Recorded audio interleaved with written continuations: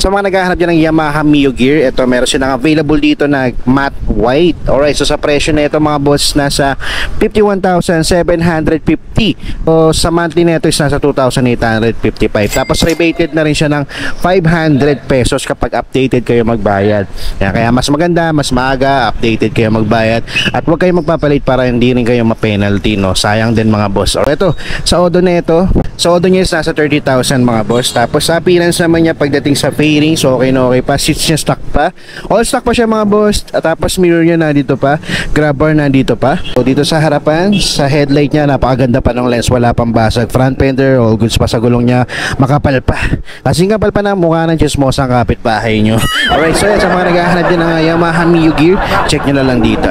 Dito naman mga boss, sa mga naghahanap din ng Suzuki Smash na FI, meron silang available dito. Ang kulay niya is glossy black. Wala siyang presyo, it means for pricing pa siya, pero pwede nyo na siyang applyan kung sakaling ganito yung hinahanap nyo. So sa ngayon, papakita ko sa inyo yung appearance niya. Yan, sa fairings na ito mga boss, napakaganda pa. Yan, mukhang bago pa to mga boss, tapos pinahatak na lang.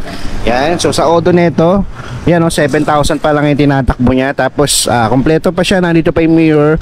Aftermarket nga lang yung sa handle niya, pero the rest stock pa, katulad dito sa lever niya, no. Sa lens niya okay pa, pati sa signal. Yan, headlight, gulong niya makapal pa. Yan, kasing kapal pa ng mukha ng katabi mo. Alright, so dito naman